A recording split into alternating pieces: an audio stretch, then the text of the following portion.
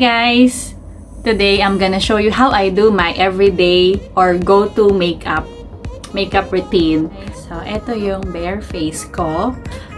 Without makeup, without anything. So, ito na yun. So, let's start.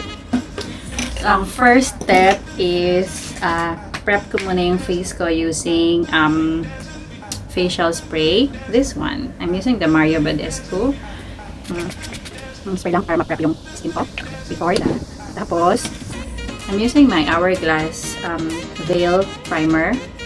Gusto ko to kasi malambot sa skin.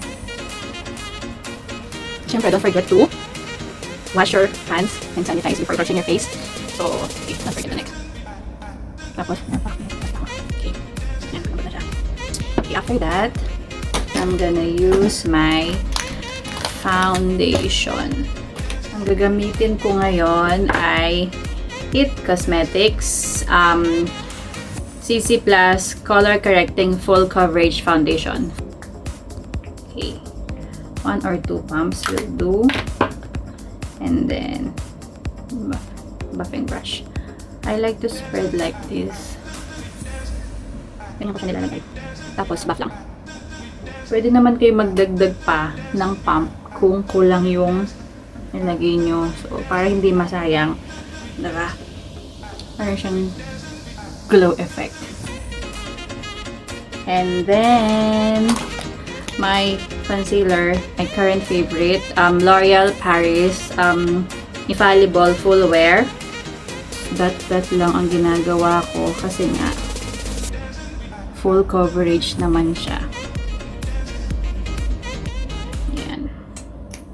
Tapos, mas gusto ko kasi dinadab ko muna ng ng fingers ko. Mas kumakalat siya kapag fingers yung ginagamit. Para sa akin kanya-kanya tayo ng way of application. So minsan brush, minsan gumagamit ako ng brush, minsan gumagamit ako ng yung fingers ko. Kalat nung buffing brush ko kanina. Siyempre mayroon pa itong baterang foundation, so sayang naman para mag-mix na. Okay, so after that, syempre, ilalak na natin ang powder. I'm using the L'Oreal Mercier. Dito muna sa under eye. Iwan muna natin yan. Bake muna tayo. And then dito, pwede natin ikalat. Yung sa under eye, iwan natin ng konti para malakin yung concealer. Yan. Okay, don't forget to spread all over the face and neck. Okay. Okay, next one is my blush on. Ito yung way ng paglalagay. Ito yung sequence ng paglalagay ko ng makeup ha. Anyway, for my blush on, I'm using the Benefit Galifornia. Mini lang siya. Taran! Ito yung gustong laruin ni Yomi. So, ilalagay lang natin dito sa cheeks. Para lang siyang may glow ng sun cheeks. Diba? Right lang siya. Pwede siyang dagdagan. And then, diba? Parang wala lang. And then, for my eyeshadow, I'm gonna use this Benefit Big Beautiful Eyes. Start tayo sa base dito. Gamitin natin tong pangalawa. This one. Tapos dito sa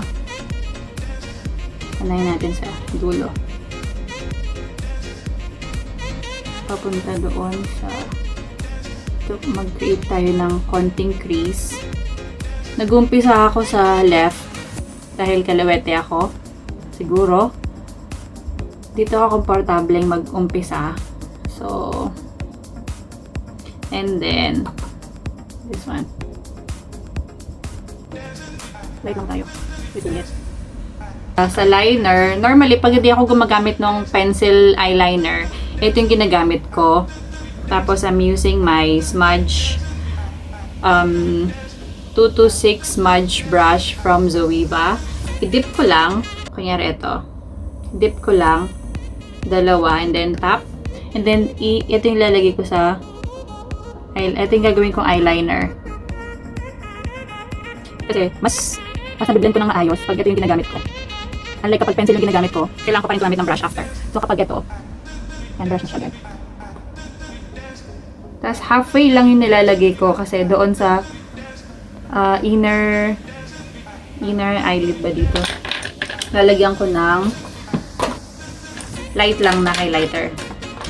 Tapos, after that, lagyan natin ng shimmer lang sa gitna. Ito.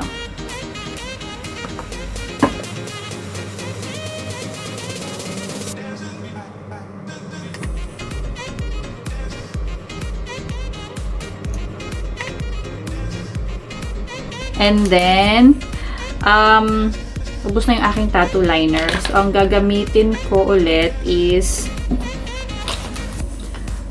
instead na liquid eyeliner ang gagamitin ko, mag-powder na lang ulit ako using eyeshadow. I'm using the Anastasia Beverly Hills in BadGal. Again, dip ko lang. Tapos dito lang, kung saan ko nilalagay yung eyeliner ko. Doon lang.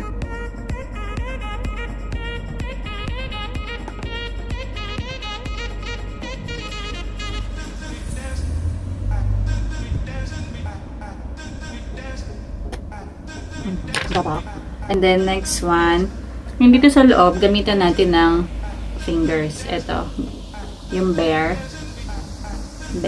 Dito lang. Highlighter ko.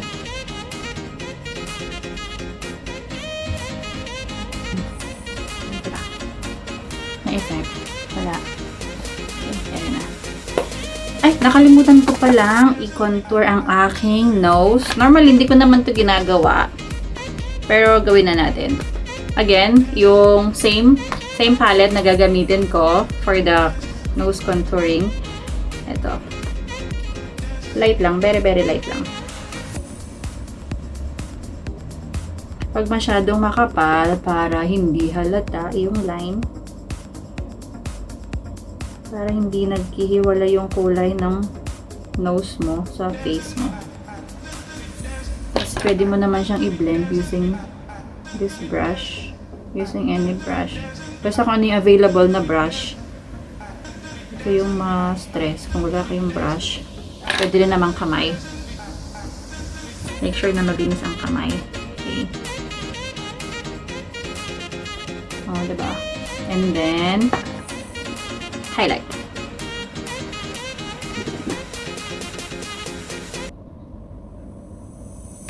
Pak. Diba? Pak.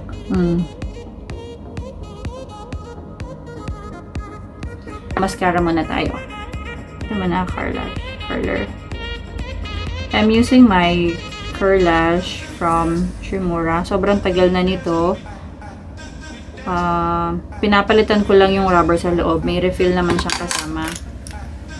Then, I'm using my Benefit BadGal Bang. Dalawang ginagamit ko. 2 or 3 ginagamit kong mascara. Patong-patong. Para ano.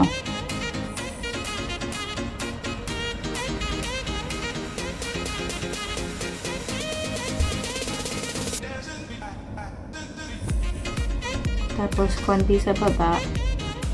Konti lang. Huwag naman yung parang spider legs pag nilagay. Tapos, patungan ko siya ng bagong Maybelline Hyper Curl Mascara para intense.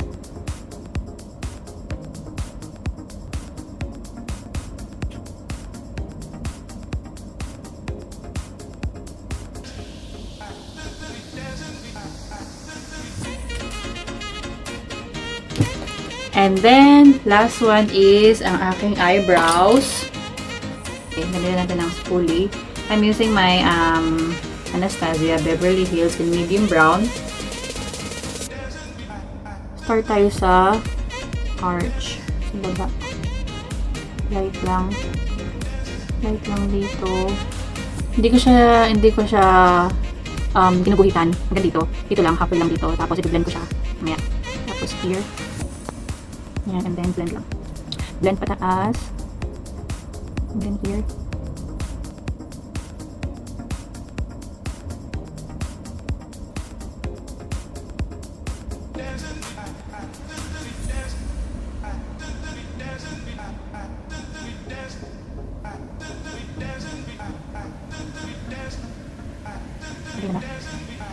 I'm gonna use the Benefit Eyebrow Mascara para mag-tame yung eyebrow, yung hair ng kilay ko para hindi siya kalat-kalat. Yes, and then I'm using the highlighter. Again, I'm gonna use the same palette, the Tarte Pro Glow to Go in Burst. Konting highlight lang tayo dito sa kilay, under the kilay.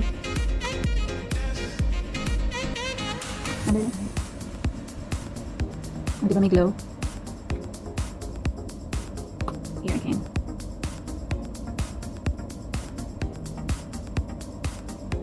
Mukha lang siyang matagal, guys. Mukha lang siyang madaming ina-apply. Pero kapag sanay ka na, alam mo na yung routine mo, alam mo na yung sequence kung paano siya ilagay. Mabilis na lang. Of course, I'm using my Sephora lipstick in Satin Cream.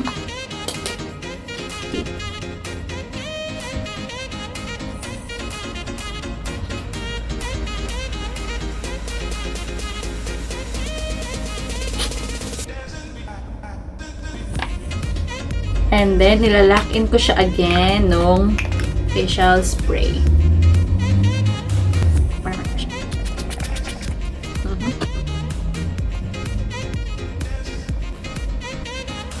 And then, yes! And I'm done! Sana may natutunan kayo at kahit hindi masyadong marami yung tips, sana nagustuhan nyo yung makeup ko. Okay? Thank you for watching, guys! See you next time! Bye!